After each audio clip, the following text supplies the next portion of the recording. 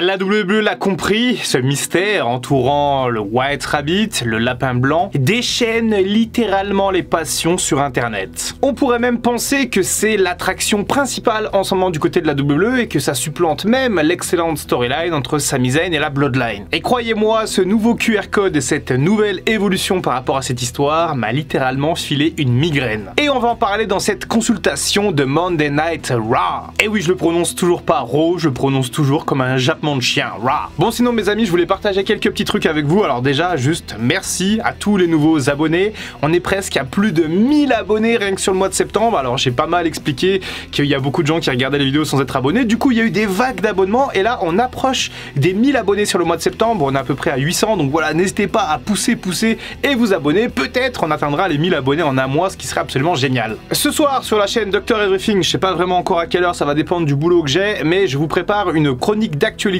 sur YouTube et sur le fait qu'ils vont ajouter de la publicité dans les mois et les semaines à venir. Et donc voilà, je vous partage un petit peu les points de vue de YouTube et des internautes et surtout je vous demanderai, vous, de me donner vos avis par rapport à ça. Donc rendez-vous sur Dr Everything. Il y a également un sondage, cette fois-ci sur la chaîne Dr Wrestling, un sondage qui est plutôt important. Voilà, je vous demande en gros quel est le format que vous aimez le moins sur la chaîne. Donc voilà, rendez-vous dans l'onglet communauté si jamais vous avez 2 secondes. Parlons maintenant de Monday Night Raw et de tout ce qui s'est passé. Alors on va faire donc du coup une review. Je vais faire une review assez synthétique sur ce qui s'est passé dans le ring, même si ça a été excellent j'ai trouvé. Et on va se concentrer en fin de review sur ce fameux lapin blanc puisqu'il y a énormément d'éléments à analyser et donc voilà, je vous ai préparé pas mal de choses. On ira faire un tour notamment sur le site de la WWE, sur Twitter, sur YouTube, bref, il y a beaucoup de choses à voir dans cette review. Et juste un petit point d'actu avant de démarrer, SmackDown a réalisé sa meilleure audience depuis fin décembre 2020 avec plus de 2,5 millions de téléspectateurs et un pic notamment pour le match entre Strowman et Otis. Et bizarrement également, ça coïncide avec le fait que Roman Reigns était annoncé pour le show. On parlera de SmackDown samedi. On a donc Bianca Belair avec ses nouvelles comparses Alexa Bliss et Asuka qui ouvrent ce show de Raw. Du coup, elle fait une promo plutôt intéressante, même si je trouve personnellement que Bianca Belair elle est pas toujours très à l'aise en promo. Des fois elle est un petit peu hésitante je trouve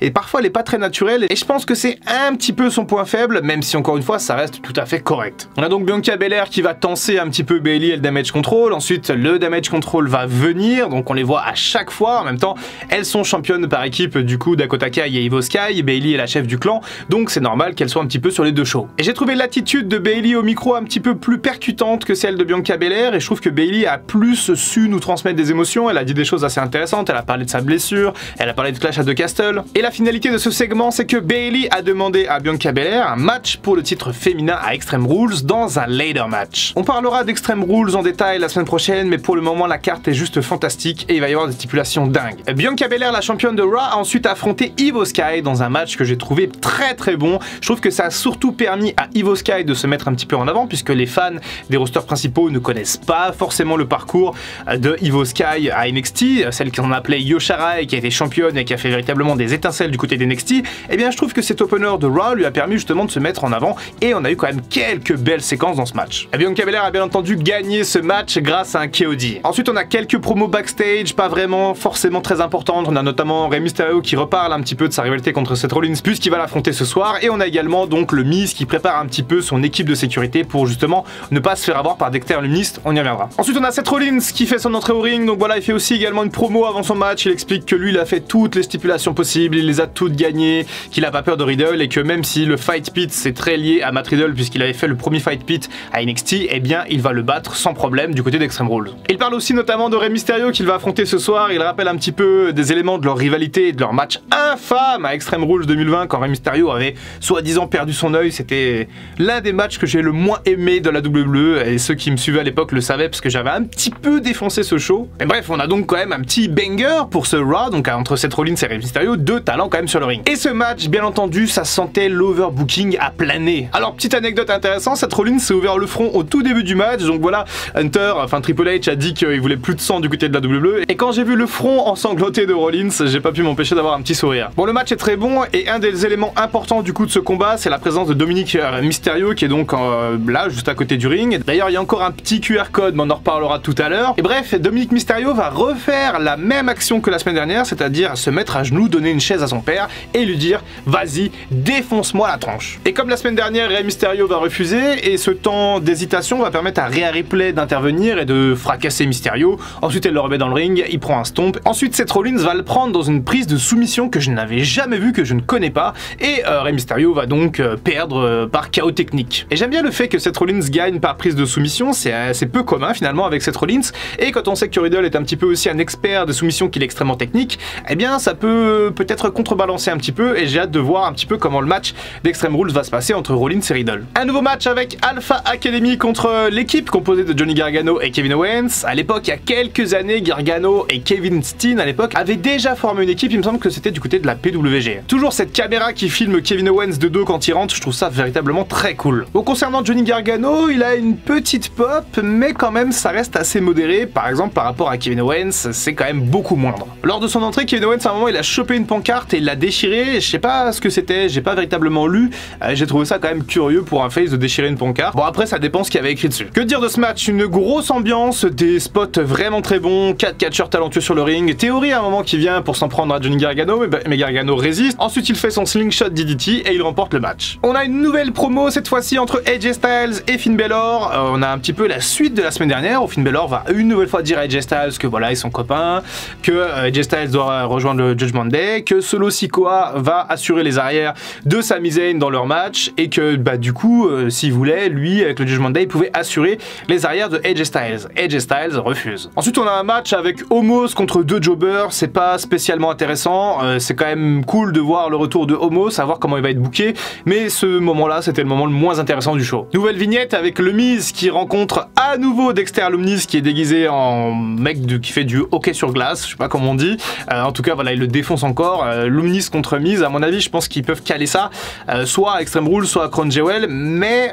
il va falloir un jour qu'ils se confrontent quand même les deux. Nouveau match avec la super héroïne Nikki Ash face à, surprise, Candice LeRae qui revient du coup à la WWE après un an, la femme de Johnny Gargano, celle qui a un palmarès assez énorme et notamment qui a fait une sacrée performance du côté d'NXT, est donc revenue à la WWE et elle a battu Nikki Ash assez facilement. À la fin de ce match, super Nikki Ash, je me rappelle plus de son nom, a enlevé son masque de super héroïne et s'est mis à pleurer, donc potentiellement une nouvelle gimmick à venir pour la chère Nikki Ash, Nikki Cross. Encore un nouveau match de catch avec Sami Zayn contre AJ Styles et là c'était un banger potentiel et on a eu un match fabuleux. Alors l'histoire de ce match est simple, Sami Zayn était heureux d'avoir été un housse d'honneur, je vous laisserai aller regarder la consultation de SmackDown de la semaine dernière pour comprendre un petit peu les enjeux, et AJ Styles s'est un petit peu moqué de Sami Zayn sur Twitter, il a dit ouais maintenant c'est ça, les mecs se mettent dans des états pas possibles pour des t-shirts, et donc on a organisé ce match comme ça. Du côté de Sami Zayn, il ne fallait absolument pas perdre ce match puisque voilà il représente la Bloodline, l'honneur de la Bloodline, et il a donc gagné ce match,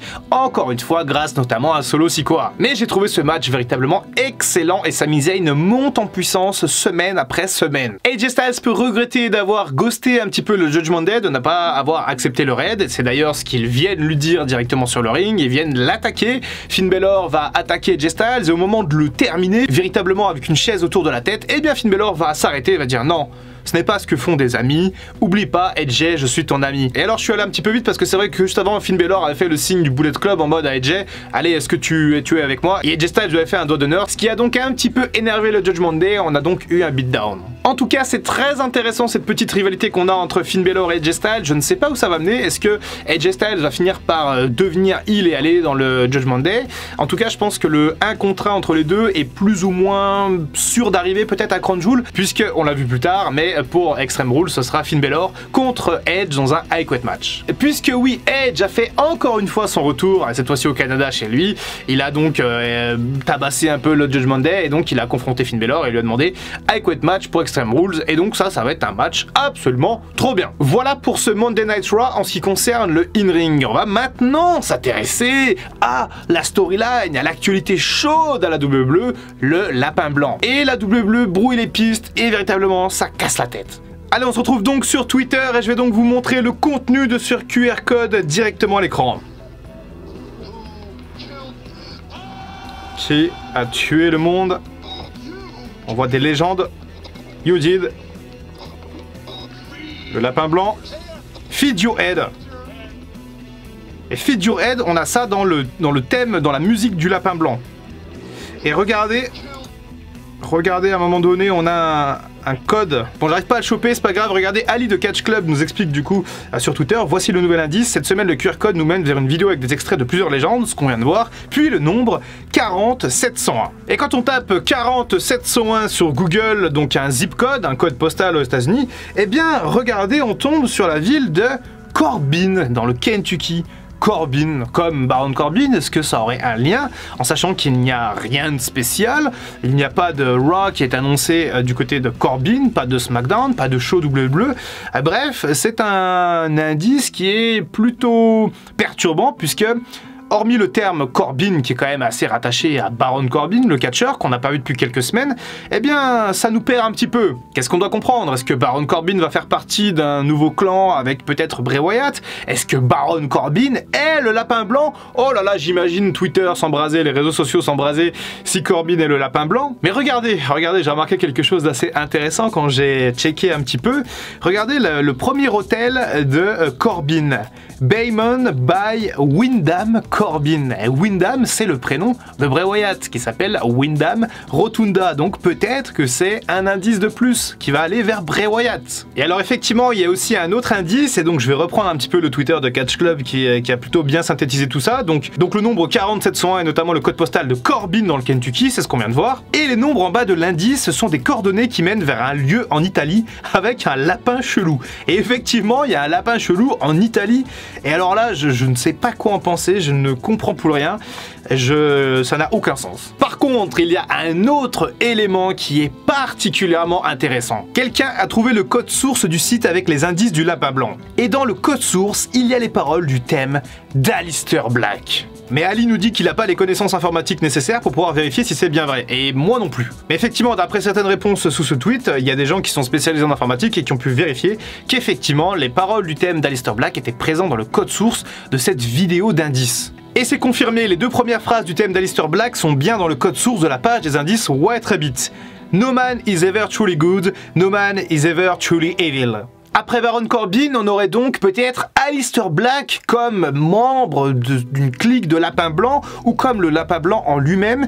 Et alors pour Aleister Black, c'est extrêmement intéressant et à la fois extrêmement perturbant. Puisque celui qu'on appelle Malakai Black a fait un live Instagram hier où justement il a clarifié un petit peu la situation par rapport à son contrat AEW. Il y a des rumeurs qui disent qu'il a été relâché par la compagnie après avoir demandé sa libération. D'autres qui disent qu'en ce moment il est juste en congé, en vacances pour se reposer et soigner un petit peu quelques soucis. Et là, du coup, il y a les paroles du thème d'Aleister Black dans une vidéo de la WWE, c'est à ne rien y comprendre. Et chose encore plus surprenante, du coup, Malakai Black a donc fait un live Instagram et il a donc clairement dit à tout le monde que son contrat chez AEW n'était pas de 5 ans. Il nous a aussi dit de ne pas faire confiance aux médias car ils ne disent pas la vérité et ils ne veulent que du clic. Il a récemment reçu des menaces et il n'a pas quitté AEW, il est juste en congé et il va revenir.